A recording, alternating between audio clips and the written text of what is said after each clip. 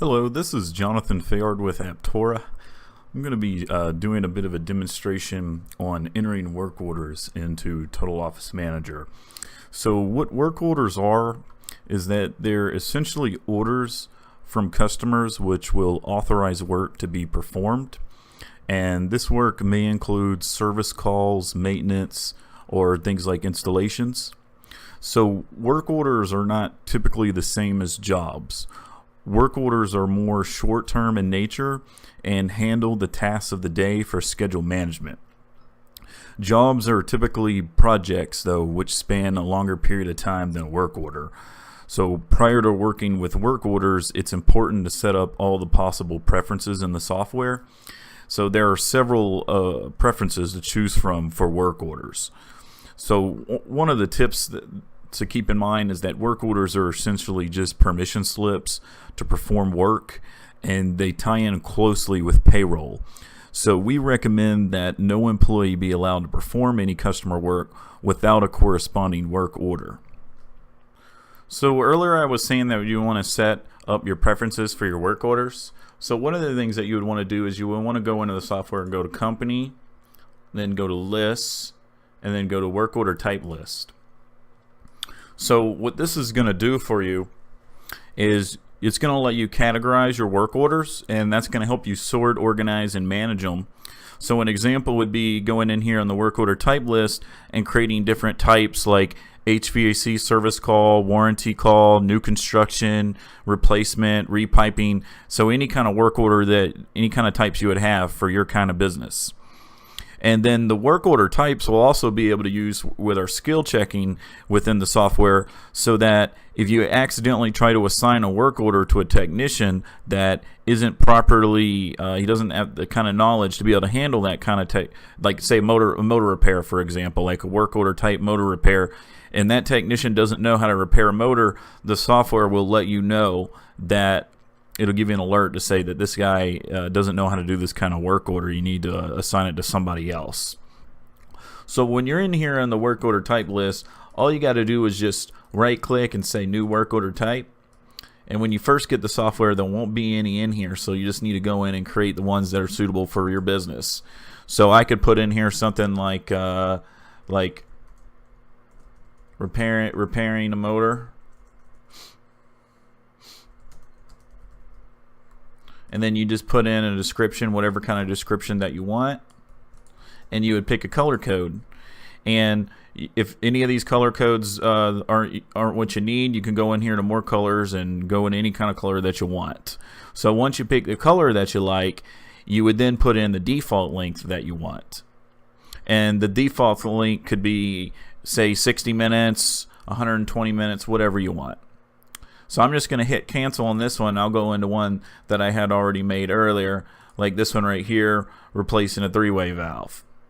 So I got it as the color code as black and the default length as 30 minutes. Or this one right here, here's a dark green. I have this one as repairs, and I didn't put it in a description because you don't have to put it in a description, because this could be a repair on anything. And then the default length, that could have been, I just left it at 15 minutes. But that could have been anything as well. So now what's going to happen is whenever I go on my schedule board, here's a couple work orders that I have on there, and you see this green ribbon right there. That is a repair. So that lets me know immediately this work order that's assigned to Jim is a repair, and this work order that is assigned to Robert is a repair, because that is what the color I had set right here. So earlier I was saying that you would want to assign skills to a technician. The way that you do that is you just go here to employees, and then go to the employee list, and then pick the employee that you want to look at their skill set. So we're going to go into, how about Bill Riker? Once you're here, then just go to the skills tab right here. And then now you're going to be able to see all the skills that Bill can do. So all the ones that have a checkbox on them that I have checked are the skills that Bill can do. But I have here motor repair. Bill doesn't know how to do a motor repair. So now what I'm going to do is I'm going to go and create a work order with the work order type as a motor repair, and I'm going to try assigning it to Bill, and we're going to see what happens. So let's save and close that, and I'll go ahead and close out the employee list. Alright, so now I'm gonna go ahead and enter a work order. So I'm gonna look up a customer, pretend I got a customer on the phone, and they need us to go out there to make a repair a motor. So I just go on my workflow navigator here, and I'd go to my customer job list, and then let's say this was Jerry Lee's, and it was Jerry Lee's grocery store number 2. I could have looked them up by any kind of criteria. I could have looked them up by using this quick filter here, and I could have went in to say something like address or a customer number or phone number, however I want to look them up, even email. So I just go in here, and if it's wanting to create a work order, I could just say action and then go create work order for this grocery store number 2. All right, and then what's going to happen then is I get some pop-up notes. So these pop-up notes, this one I have it as empty, but this pop-up note could have said something like notes about this customer from the boss. So, and then you can info stamp it. So someone else in our company could have wrote this here in your company, and anybody who's creating a work order or an invoice or etc. would have got this pop-up note. All right. And then here's another one that comes up there, and then now we're here in where we edit the work order. Okay, so the work order number right here, the total office manager, every time you create a new work order, the next one that I create in the system would be 1,510. But you can change that work order number to be anything else, and if you tried to change it to a number that was already in the system, it'll give an alert to say that the system thinks that you're about to be making a duplicated work order. So that will help cut down on any kind of duplicate work order numbers that you would have in the system for the work order number here. And then you also got the status. So the status on this work order, of course, right now is not scheduled. But if this was a scheduled work order, it'd tell you that. If the technician was en route, or the work order was completed or canceled, you would get that as a status right there. And then the map code, that's going to display the map code as entered in the customer form. Okay, and then here we got the customer job, which we were saying that we were creating a work order for this customer, but say it turned out this was actually needed to be for Jerry Lee's grocery store number 1. You could pick that right here, or go to any other customer, or even go into a lookup to look up an entirely different customer to create a work order for them. Okay, so then we also got the client PO, and the client PO is going to be the purchase order, the not your purchase order, but it's going to be the purchase order for the customer actually. Okay, so that's not your own PO. And then you got the bill to address there, so that's going to be typically where you're going to send the invoice. And then you got the work address here, and that's where you plan to do the work. Okay, and then now we're going to move over to the general tab. We were at the address tab, now we move to the general tab, and you have a brief description.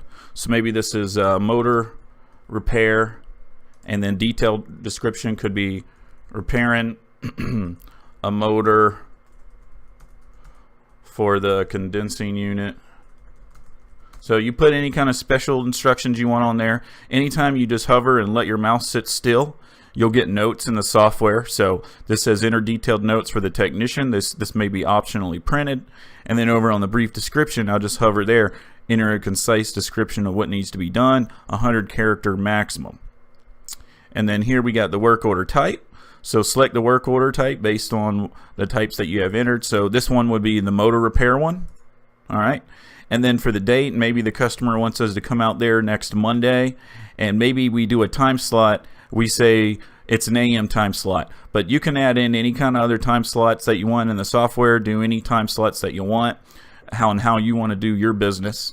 So let's say we do our business as just AM time slot promised, and then the start time we're not really sure yet, and we're not sure who we're going to assign it to yet. But earlier when I was saying that Mr. Bill T. Riker, he doesn't have that skill set to be able to repair a motor. So it says this technician may not be capable of performing the type of work associated with this work order. You can change these settings by opening the Employees Form Skills tab, which is what I showed earlier. Now, if you're under the mindset that you want this guy to go ahead and learn on the job, then you can just hit OK and we can assign it to him anyways. But it's just giving you an alert to let you know that this guy might not be up to speed, and just gives you that alert so you can pick somebody else if you needed to. Alright, so we're just going to leave it assigned to Mr. Bill T. Riker because we want him to go out there on this one. And then here you can select if it's a callback work order. So what the callback work order is like, let's say we send Mr. Bill T. Riker out there and he repairs this motor, and then a few days later the customer calls and says the motor stopped working. I don't know what you guys did. You're going to have to send somebody out here to repair the motor again. Well, if that were to happen, we could go in and create a new work order, and then we could go in here and we would select, you would have this 1509 work order right there. That number, you'd be able to select it in here, and then we could create a new work order, and it would be a callback of this 1509, and that would give you tracking in the software to let you know that Mr. Bill T. Riker calls the callback. It'll let you know how much money ended up costing in a callback and the type. So you'll be able to see, okay, he calls us a callback on a motor repair, but he doesn't have that in his skill set, so makes sense. So he needs to get more training on motor repair because he's still not up to speed on how to do that properly. Okay. So then now we're going to move on over to the Notes tab, and here you can just put in any kind of private notes. So these are notes that the customer will never be able to see. They can't be printed or searched. So you could put in here something like watch out, the dog bites. Something like that, right? Whatever you want. And then the technician notes are going to be what's done to resolve the work order. And if you have our Aptora mobile, that's typically going to be entered by the technician while he's out there completing the job. Alright, and then we got an additional info tab here, and here's where you can set the priority. So maybe we want this one to be a high priority because their unit's not working and they need the repair. Service agreement is where you would pick if they got a service agreement. Now our software, you can have more than one service agreement in there, so you can pick the proper service agreement. So you would use that drop down to choose a service agreement to associate with the work order. So typically you will only select this if the work order is directly associated with the service agreement that you have with the customer. And then you could also do planned maintenance, put a checkbox on that planned maintenance. If this is on like say we were going out there and doing a tune-up or something like that, and we come out twice a year for service agreement holders, maybe gold service agreement holders, gold level, we come out there in the earlier in the year to do a tune-up, and then later in the year we do another tune-up, so that'd be 2 work orders. So I could say that, well, this is on a planned maintenance, and then I could pick the service agreement on what that was for, and then that would let us know that we completed one of the work orders for that service agreement, and then there's still one more left that we're going to have to do later in the year. And that's one way of doing that. And then the department here, we got as commercial here, so we could do like commercial service right there for the department, and you can set up any kind of departments that you want in our software. Our software is entirely departmentalized, so you can get things like net income per department down to net profit. And then the marketing would be, well, you can put this if you ever you're getting a work order because of some kind of marketing campaign that you did, and that's going to help with your marketing tracking. This website that I got right here, maybe that's just how the customer had first heard about us, so we're going to leave that alone as just marketing because we didn't do any special campaign to get this exact or we could do current customer. Really depends on how you guys like to do it. Maybe every time we do a repair or something like that, we already have this customer, so we can just do current customer. It's up to you on how you like to do that. All right, and then the equipment here would be where you would choose the equipment that we're going to be working on. Now normally you'd already have this equipment in here, so you wouldn't have to go in here and create the equipment, because whenever you whenever you do an invoice in our software and you're putting the equipment in on the invoice and you end up selling it to them, it's going to say you just sold them equipment, and it's going to add it into their equipment customer profile for you. But if say you're going out for a customer for the first time and you're just looking at what they have, and maybe they got a hot water heater or something like that, but you're there and you're repairing something else, you might want to go ahead and put that hot water heater in there as equipment that they own if you do that kind of work, not just heating and air conditioning. So here we're going to put in maybe a heat pump, equipment location, behind the building. So we can do type, and we'll say, the heat pump right there. And then you would have a model number on there and a serial number, and maybe the manufacturer's a train. And then maybe you had document links attached to this, like a PDFs or images. You can put an image of the unit. So if there's a bunch of images back there, well, the guy's going to help him know which one he's actually going to be working on, so he doesn't work on the wrong unit, because he'll get to see the image of it if that's going to help him if there's a whole bunch back there. Or you could have the user-defined fields here. If you put numbers or stickers on there to help identify them, or he could just look at the model number and the serial number and look at the plate on the back, however you guys want to do it. And you can even put in like air filter sizes in here. So you could put in air filter sizes there. So if you ever needed to know that, now it's at the fingertips of your tech when he's out there. But these are user-defined fields because those are custom fields. You can have this say whatever you wanted and then put in any kind of data that you want. So anytime anybody goes into this piece of equipment, they'll be able to see that. All right. And as far as these document links, maybe you wanted to have an installation, operation, and maintenance manual attached to this or something like that. So we're going to go ahead and save that because I just wanted to have equipment added in. So let's say the equipment was already in there. When we moved on to that equipment tab, now I'd be able to pick. So maybe they got 5 different heat pumps there. We just picked the right one that we're going to be doing the job for, that we're going to be replacing the motor for. And now that's going to be added into this equipment's history. So if I ever wanted to go in and look at what's every work order or every sale, everything, service agreements attached to it for that piece of equipment, I would be able to do that. Okay. So actually, if I go in here and I go into the piece of equipment and I set history, here's where I'd be able to see every sale, every work order, and every service agreement. We haven't saved this work order yet for this piece of equipment, but as soon as I save it, if I were ever to go into this equipment history again in the future, I would be able to see that work order that we're about to create because it's for this piece of equipment that we're doing. All right. And then the payment info tab, this would be their default payment method, and we can go ahead and pick the terms here. Maybe this is net 30 days. And then the items here, maybe we do something like if we were going to go out and we were just going out to verify what's wrong with this unit, we put in something like a trip charge there. So put in whatever you want there as far as for what you expect to be billing the customer. So if you want to help out the tech by doing some of these things for them, you can go ahead and start putting that in there. All right. And then let's see. We'll move on over here to the, also there's a checkbox here to include items when creating a sale invoice or estimate. So that means if I go ahead and I create an invoice by going menu, create invoice, well, that's going to create an invoice off of this work order. And if I got this checked right here, it's going to bring these items over on the work order. All right. And then the assets will just be your company assets. So if you got like a Genie lift or a Pro Press or a pipe threading machine or something like that you need to use on this job, you would put it in on the job. And then you would the reason why you would want to do that is because it's going to make sure that you don't end up double booking any of your company assets.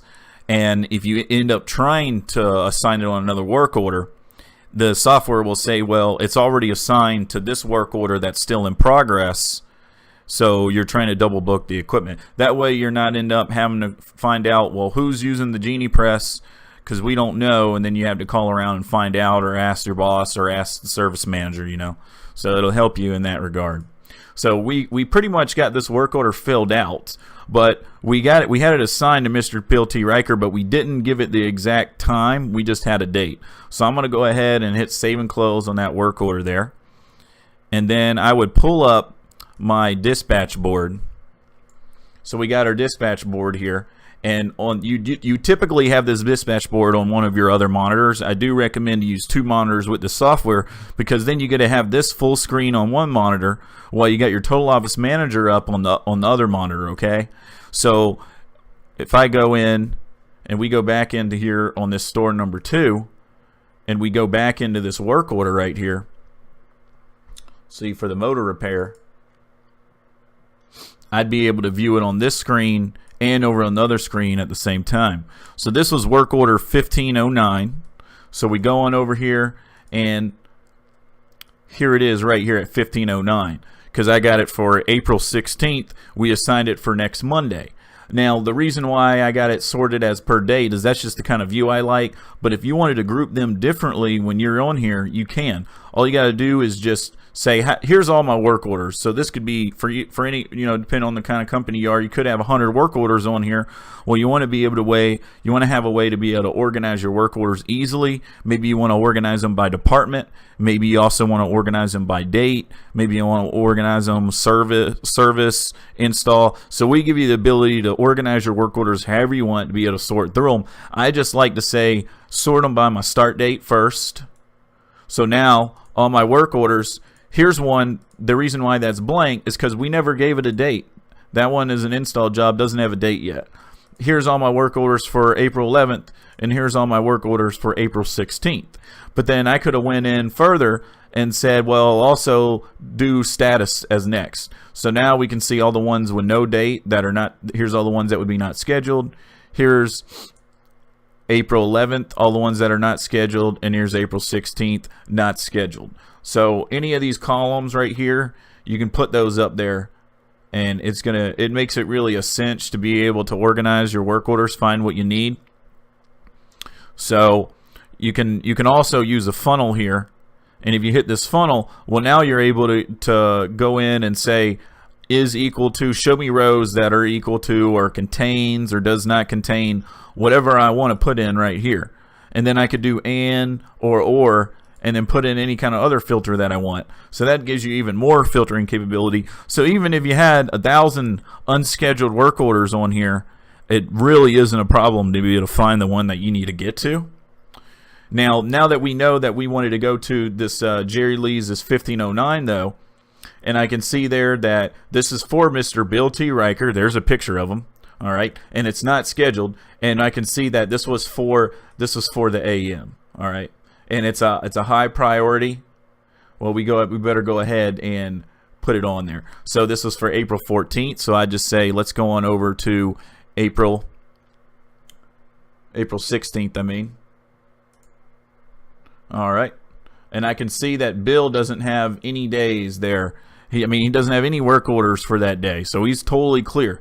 So we can go ahead and just say, all right, well, we're going to go ahead and have him get there at 8 a.m. All right. And then I think that maybe this job is going to take, Bill's, he's not really good at doing motor repair, because I saw in his skill set that wasn't his expertise. So maybe, most techs would only take this amount of time to get that done, because the motor repair we had set as the amount of time would take 2 hours. But we know that he's not really skilled at this, so maybe it's going to take him an extra hour. So we'll go ahead and give him an extra hour to be able to get this job done. And then I can see here that that pink ribbon, that means motor repair. And then I can see that this light blue there, that means that it is scheduled. So if this were to change, and typically you wouldn't have to do this here in the office, Bill would be doing this on his cell phone or his tablet. He'd be opening up this work order, looking at what he needs to do, clicking the address button, having his tablet or phone route him to the job site, and then it would go in route right here. It'd turn pink whenever he's driving there. And then once he starts getting there and he sets it to now working, now it would go to that to let me know that he's working. So imagine all this being filled up with all kinds of work orders, and they're all changing colors. If Bill didn't get there until 8:15, it would move like that. We'd be able to see that he actually got there at 8:15. It would let me know that. So if we ended up, he didn't get there till 8:45, well, he was supposed to get there at 8. That would be a problem. We'd probably ask Bill, why'd you get there so late on the job? Okay. And as whenever he completes the job, it will end up going to completed, and it will gray out to whatever kind of color as a grayed out that you want. And the software will also, if he was scheduled for 8 a.m. and he's still not got there, and the actual work order will blink. It'll flash to let the dispatcher know that the guy is late as well. So it will do that. All right, so now I just wanted to cover some of the more finer points of the work orders on your menu options that you have in the software itself, based on when you have a work order up, like this edit work order that we were doing here. And there's a 3-click mouse rule in the software, and what that means is that no matter where you are in the software or whatever screen you're in, you can do whatever you want within 3 mouse clicks. So at any time I can right click this work order and it pulls up this menu here, and I can use this to do whatever I need to do. And I can also just click the menu button right there if I wanted to just do a left click, or I can do a right click to get to it. It's up to you. So when I click this menu button, I can do a save. I can revert to if I ended up doing something and I want to revert, undo the changes that I did. I can hit revert. I can also complete the work order right here, or I can complete the work order and add a timesheet entry. So one thing about timesheet entries is that if the work order was entered with the timesheet entry, many of the fields in the employee timesheet will automatically be populated with information from the work order, such as the employee, customer, job, work order number, the start time, and the hours worked. So work orders are calculated based off start time and duration in minutes from the work order, which suggests the end time automatically. So if we went in here and we said complete the work order, we could then go in there now and say uncomplete work order, or let's say I had completed the work order and I put in a timesheet entry and I made a mistake. I could go in and say incomplete work order and delete the timesheet entry if I wanted to. Now keep in mind that if you have our Aptora mobile, you won't be having to go in here and entering these timesheet entries from the office. You'll actually be able to have your technicians be keeping track of the amount of time that they're spending on the jobs themselves, which is useful for, say, you want to run a technician efficiency report, so you can look at billable hours versus actual hours worked. So when I'm in my Aptora mobile here, and you know this is on my computer screen, but if you're on a cell phone, it would look something like that. If you're on a tablet, it would look something like this, you know. So if I went in here and I just go into a work order on who I'm logged in as, and then I'm just going to go into just the work order, just random work order that I got on here, because I just want to show you that they can do time clocking. So what they're doing is when they're on this work order and they see here's what the work order is, they're looking at the details, they're going in, they'd be looking at the notes and everything. They'd hit this with their finger on the work address to route them there to the customer job. But once they've done all that and they're ready to head on over there to the customer, they are going to press this with their finger right here. They're going to hit the in or out button, and that's going to let everybody in the office who's viewing the dispatch board know that the technician's en route.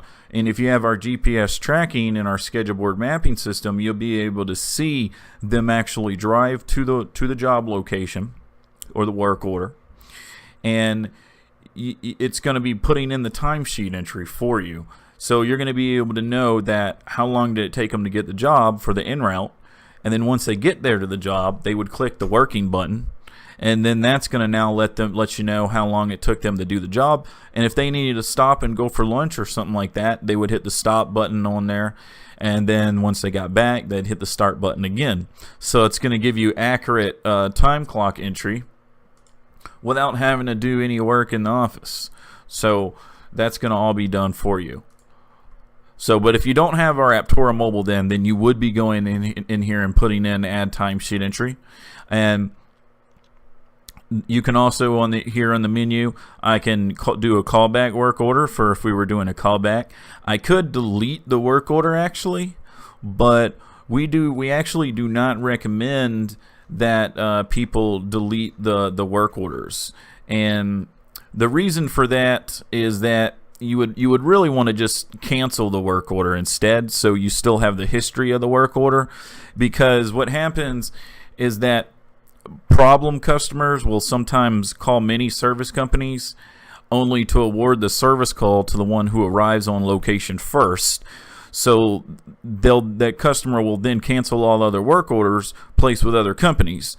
So by canceling a work order instead of deleting it, a history of the behavior can be established, so you'll be able to have a log of if somebody keeps doing that to you or not, okay?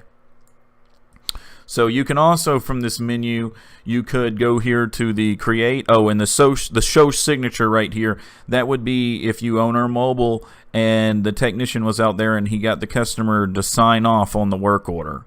I find a lot of my commercial customers like that feature. So on create, I could create an invoice off this work order, a sale, an estimate. Now, the invoice is if we plan on getting a payment later on, but the sale is if we were going to be getting the payment right now.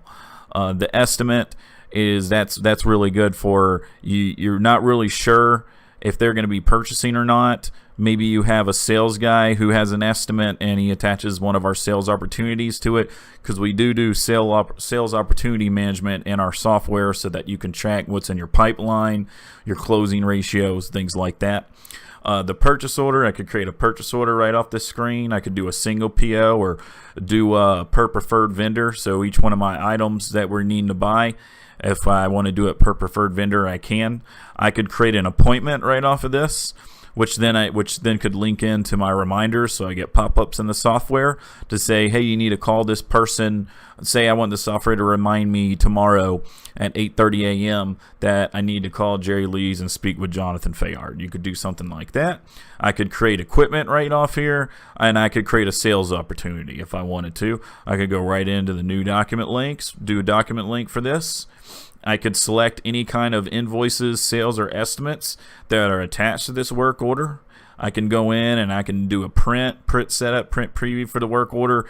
I could email the work order or text it to the technician. Again, you wouldn't need to text or email the work order to the tech if they have our Aptora mobile, because Aptora mobile is going to give them pop-ups on their phone or tablet to let them know that they have a work order. They don't have to check a text. They don't have to check an email for that. I could go in here and find other work orders. Now I could duplicate the work order, and what the duplicate is going to do, and here let me pull up my notes. So duplicates is going to create an exact copy of the work order minus the assigned to technician. So let's go ahead and bring that up. We'll bring up the duplicate. So this is going to let you assign it to multiple technicians and say repeat it. Maybe we were just going to repeat this just one time if we weren't going to repeat. So I could say we're going to do it like on the 17th, and we're going to do this weekly. So you just pick the type that you want. So I could have just said we're going to just do daily, and it's actually going to end today or tomorrow. So that's just so that you can, if you have a repeating work order, and you can do the same kind of thing with appointments too. So if you wanted to do like duplicate appointments, say you guys have a company meeting, an appointment meeting every once a month or something like that, like the last Friday every month. Well, now everybody can have an appointment on their calendar and on their phone. They'll be able to see it, that we have this appointment here that we need to go to. All right. So that is pretty much everything on the duplicate feature. I think it's pretty much self-explanatory. And then we also have the memorize. And what the memorize is going to do is that is a memorize transaction useful for work orders that are going to occur on a regular basis, so that you can use the memorize function to be reminded to create the work order on a regular basis. So what this is going to pull up a note to say work order. So if this say that you could do this for, like, say a service agreement. So if we were going to do remind me, let's say we do want to do a remind me, and we're going to do this like biannually or quarterly or triannually. You pick the one that you want. Or maybe it was every month. Maybe for some reason we have a month. We have 1 month work order that we got to do because they got a service agreement where we go out once a month. All right. So you would just set the end date to a year later if their service agreement is just going to be for just 1 year. And now I'd put in a description here, and then I can go ahead and it would go ahead and populate all of the work orders for me down here. It would create all of the reminders for me if I wanted to just create the work orders on that kind of basis, if that's what you wanted to do. Okay. Now, there is a way, though, in the software that when you go into a service agreement, you can do planned maintenance service agreements. So you can go ahead and have the software say create 4 work orders. If it's a service agreement where we're going to go out 4 times, you can go ahead and have the software. It's going to say, is this going to be biannually or triannually? Okay, is it going to be 4? We're going to go out there 4 times. And you can have the service agreement already know that, because when you create a service agreement in the software, when you, like, say you have a gold level, we come out there twice, but a platinum level, we come out there 3 times a year. Well, the software will know that your platinum is supposed to be 3 times a year.